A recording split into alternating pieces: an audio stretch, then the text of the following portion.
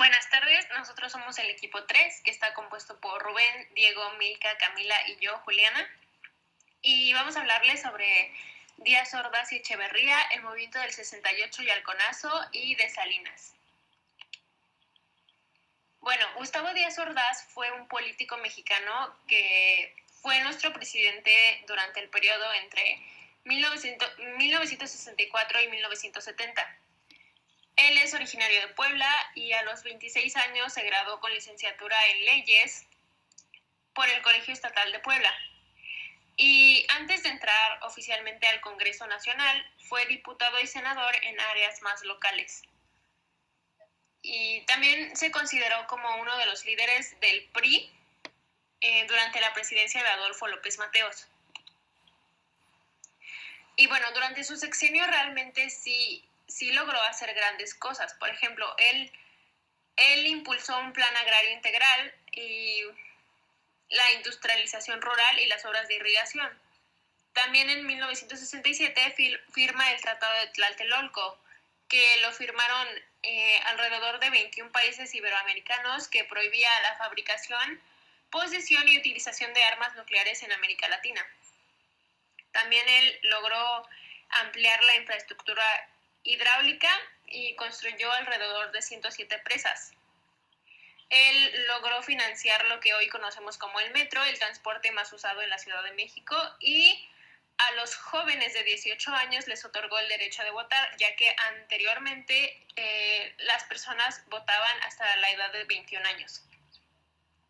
También en el 1 de mayo de 1970, Díaz Ordaz promulga la Ley Federal del Trabajo, la cual pues señala cómo deben ser los salarios, las prestaciones, los riesgos de trabajo y los despidos para apoyar a los obreros.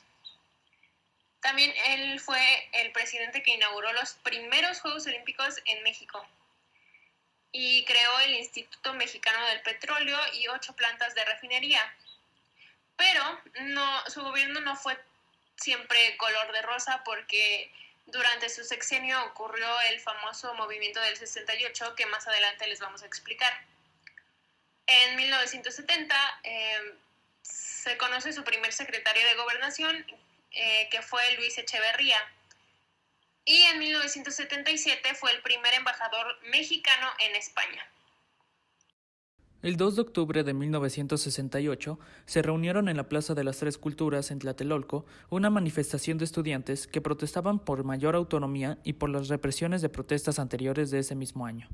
Quien estaba como presidente en ese entonces era Gustavo Díaz Ordaz, y mandó agentes infiltrados vestidos de civil, alias el Batallón Olimpia, y según sus memorias, los estudiantes buscaban tomar el edificio de la Secretaría de Relaciones Exteriores, para así afectar los Juegos Olímpicos.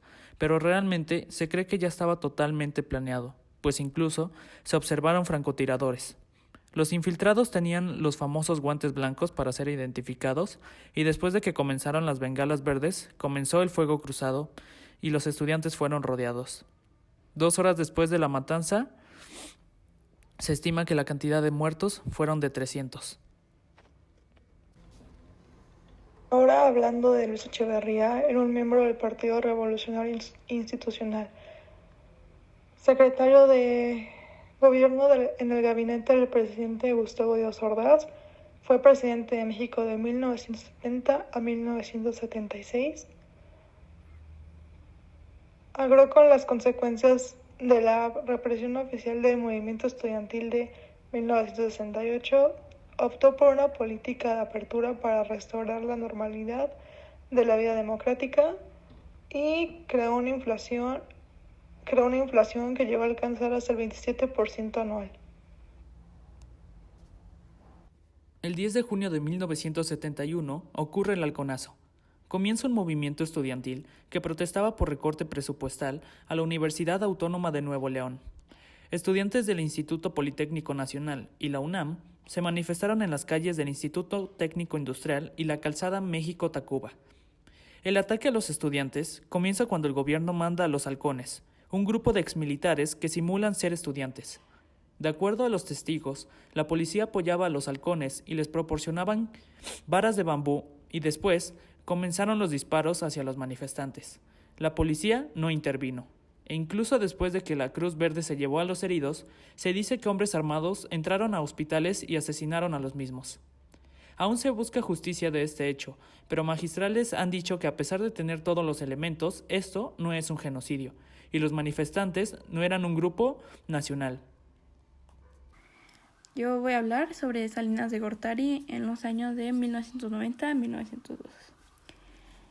Telmex llevaba 16 años perteneciendo al sector público, pero en 1990, gracias a varios problemas como deudas, se decidió privatizar.